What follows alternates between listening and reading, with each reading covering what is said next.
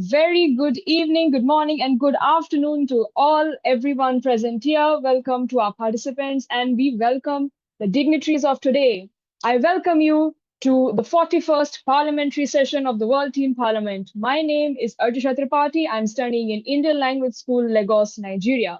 It is my honor and privilege to welcome our distinguished speakers who have joined us from across the globe to inspire and guide us with their profound knowledge and experience. Firstly, we are deeply honored to have with us Honorable Happy Mo Chidzivia, Member of Parliament from Harare, Zimbabwe. Your unwavering commitment to public service and youth empowerment serves as a beacon of hope and inspiration for young leaders worldwide. We eagerly look forward to learning from your insights and experiences. We are equally delighted to welcome Attorney Paisalin Pangandaman Tago CPA, Member of Parliament, Bangsamoro Transition Authority, Cotabato City, Philippines.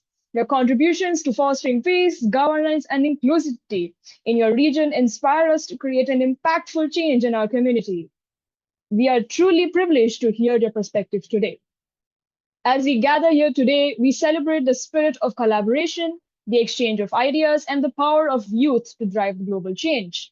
Today, we embark on a journey to shape a better, more inclusive, and sustainable future. Let's make this session as meaningful, transformative, and insightful as possible for everyone present. Thank you. Okay, Attorney Paisalin Pangandaman Tago CPA, it's an honor to have you here today, sir. Can you please give us a welcome speech to inspire all of us? With a great thing, but with a challenge. Imagine being young and full of things, yet surrounded by the aftermath of complex struggling to rebuild not just a home, but a future. Imagine stepping into leadership not in a time of peace, but in the middle of a transition, when everything is uncertain and everything must begin. That was the reality faced by the Bangsamoro when we transitioned from a revolutionary movement into an autonomous government. We were not just witnesses to history, we made history. I stand before you today not just as a public servant, but also as someone who watched young people rise with courage, helping helping build the Bangsamoro Autonomous Region in Muslim Mindanao break by break, law by law, hope by hope. And now I look at all of you and I see that same spark. As Dr. Rosie Rizal, our national hero, once said, ang kabataan ang pag-asa ng bayan. In translation, the youth is the hope of the nation. You are not just the future, you are the force shaping the present. And I pose this question to you, young parliamentarians. What would you have done if you were a Bangsamoro youth? Now, with all humility and sincerity, I pass on to you the greetings of peace from our people. Assalamualaikum warahmatullahi ta'ala wabarakatuh. May peace and blessings be upon you all. I am deeply honored to join you today at this 41st Parliamentary session of the World Teen Parliament. Let me share with you a brief reflection on the story of the Bangsamoro people, a story shaped by struggle, resilience, and ultimately transformation. For decades, we fought not merely for autonomy, but for dignity and the right to define our future. Years of negotiation between the Philippine government and the Moro Islamic Liberation Plan led to the signing of the Comprehensive Agreement on the Bangsamoro in 2014. This agreement became the foundation of the Bangsamoro Organic Law, ratified by our people in 2019, leading to the establishment of the Bangsamoro Transition Authority Parliament. This transitional parliament serves as the interim government of Bangsamoro Autonomous Region in Muslim Mindanao, tasked with setting up institutions, passing foundational laws, and ensuring that our gains for peace are preserved through inclusive governance. As member of the parliament, we are entrusted with crafting laws, building institutions, and preparing the region for the first regular parliamentary elections. We are writing a new chapter of peace, accountability, and inclusive leadership. My role as a member of parliament is more than a title. It is a trust. It means listening to the people I represent. It means turning their everyday struggles into meaningful laws and long-term solutions.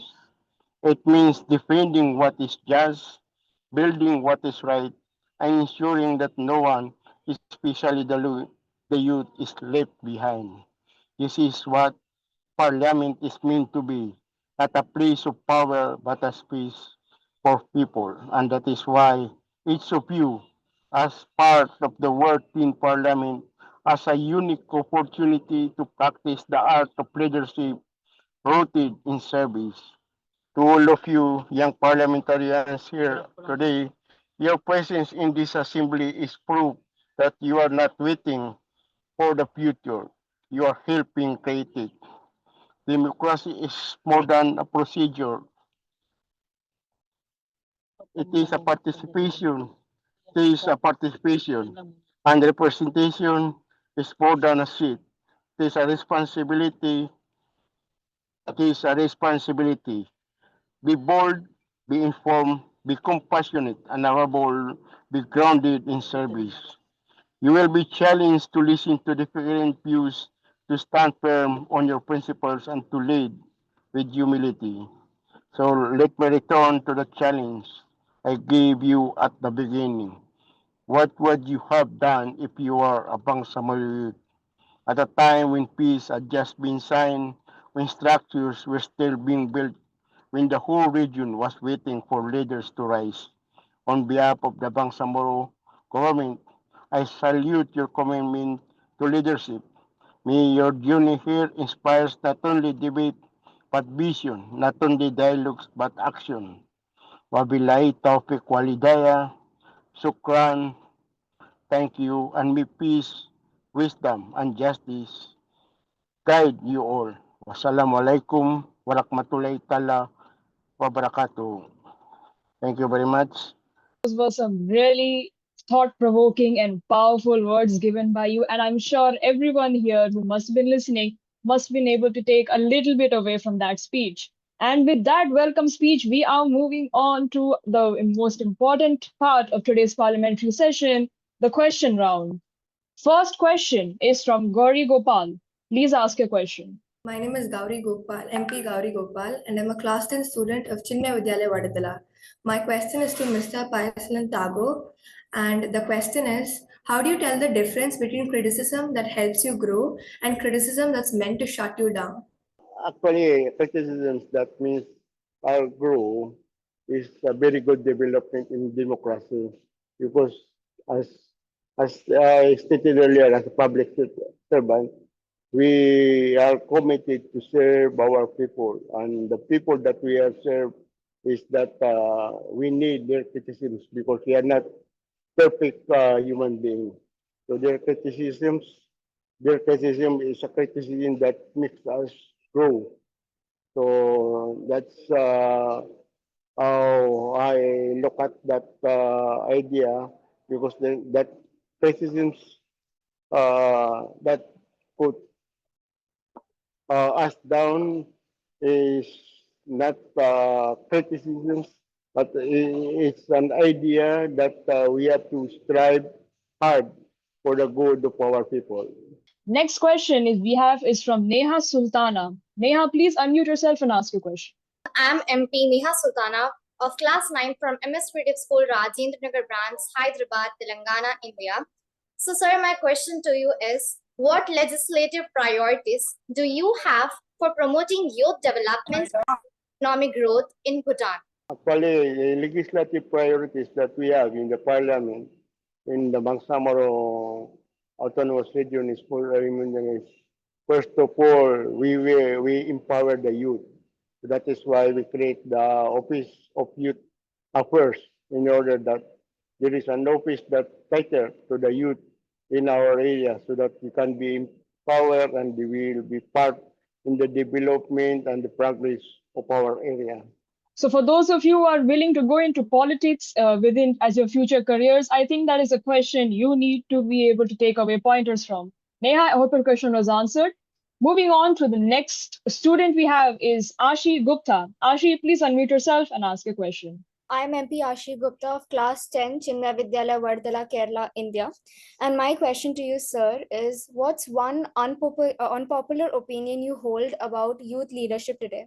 Leadership for today is that our youth for today they must be proactive, they must be visionary, and they should know, the youth for today should know the culture and the society in the area that they are being living with, so that they can help how properly, they can help properly the areas that they are being with, so that for the good of the people in their area, we can properly serve them. With all our upcoming youth leaders of today, I think what Sir has said that need to be charismatic, we need to be proactive. I think that is definitely something you all should keep in mind because every child has a leader inside them. Thank you so much, Sir, for your answer.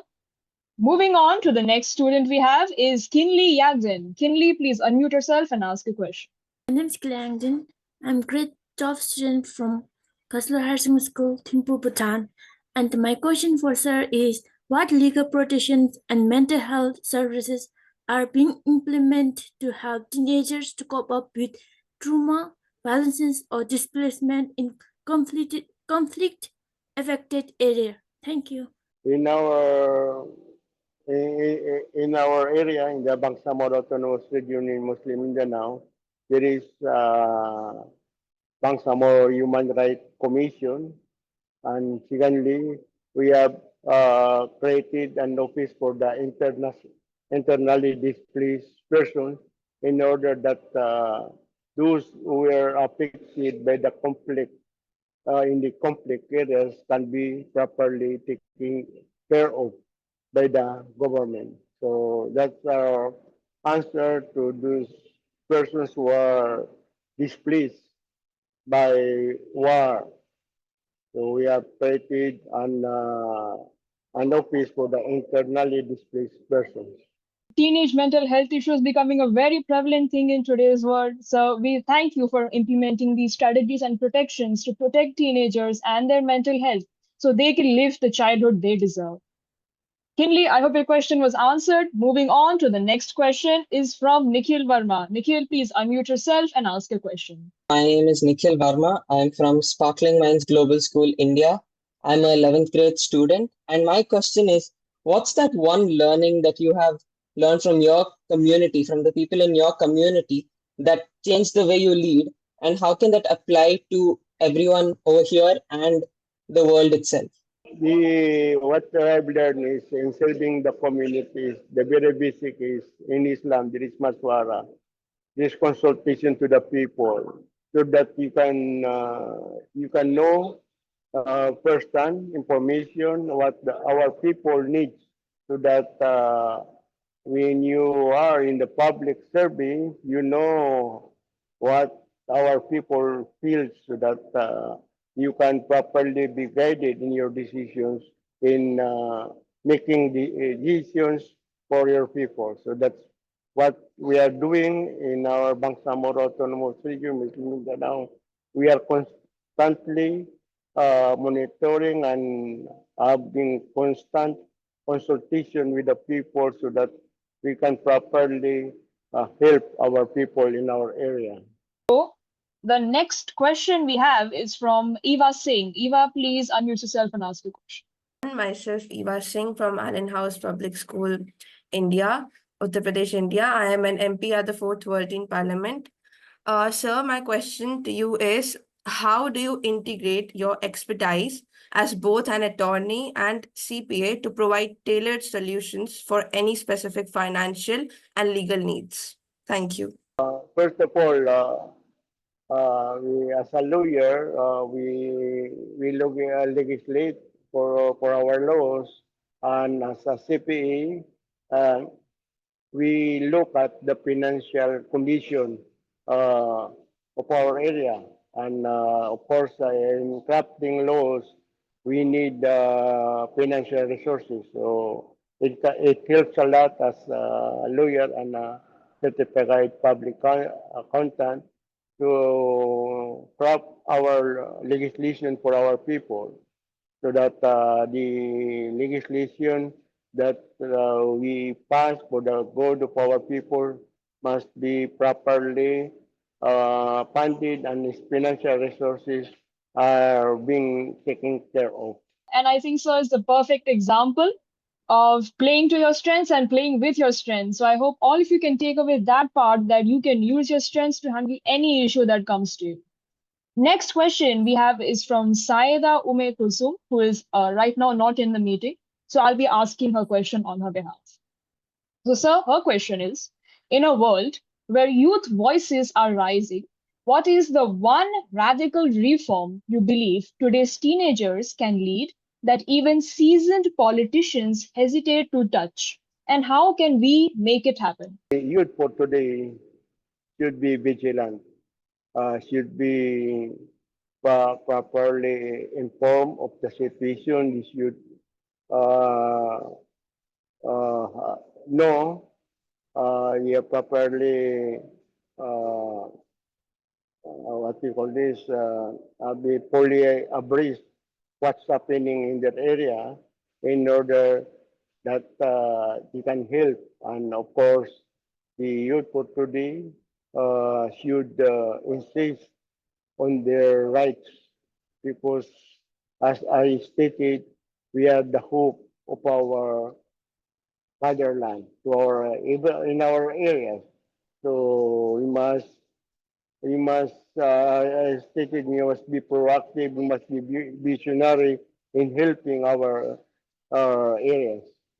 So now all of you also know that what places can you touch to make the communities and this world a better place that even some seasoned politicians can't do. Next, we have the question is from Shenol Fernando. He's a 12th grade student from St. Thomas Catholic International College, Tediba, Western Province, Sri Lanka. He is currently not in the meeting right now, so I'll ask on his behalf.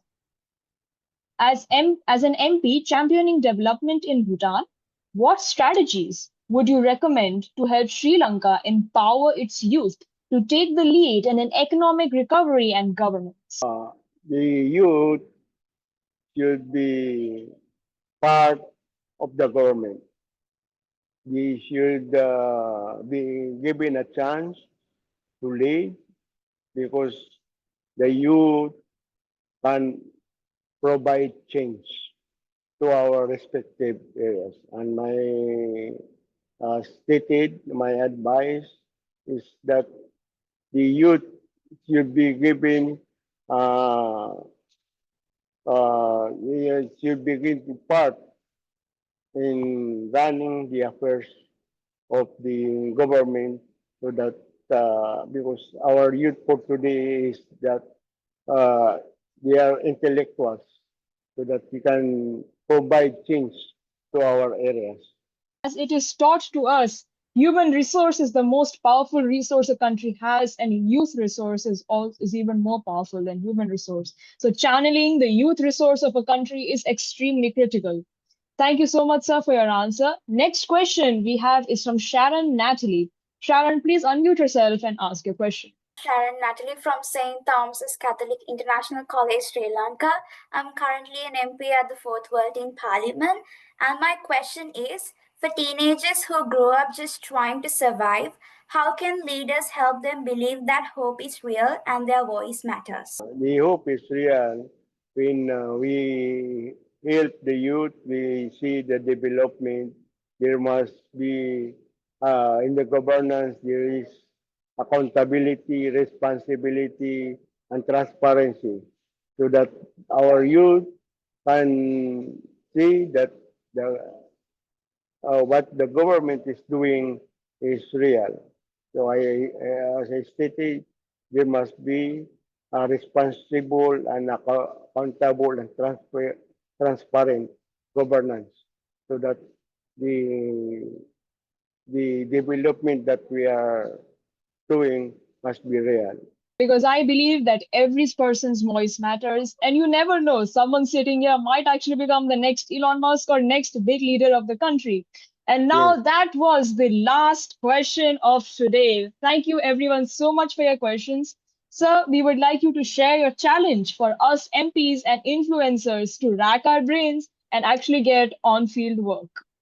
Thank you very much for this opportunity of giving me to speak in front of the workings in the world for and, giving motivation, inspiration to our youth in the world. And as you said, some of us, some of the listeners might someday become the president in their own country or become billionaires like Elon Musk to help our community in our respective area. Thank you very much. And TikTok. We are soon going to bring this session to an end. Thank you so much, everyone, for cooperating with us. Though there were some technical issues, thank you so much for staying with us today. As we conclude this enlightening session of the 41st World Teen Parliament, I would like to take a moment to share my heartfelt gratitude to everyone who made this event truly remarkable. To Attorney Paisalin Pangandaman Tago CPA, Member of Parliament, Bangsamoro, Transition Authority, Philippines, we are immensely grateful for your thought-provoking insights and for sharing your journey of creating peace and inclusivity. Your words have motivated us to become change makers of the communities that need it. And to everyone who participated today, thank you so much for your energies, your ideas, your enthusiasm, and your amazingly intricately articulated questions who have brought this session to life. You are the reason that this initiative continues to grow and shine. Finally, a special thank you to the organizers and the entire WTP team behind the scenes. Your hard work and dedication have ensured the success of this session. And as we move forward, let us carry the lessons we have learned today and work together to create a brighter and more inclusive future.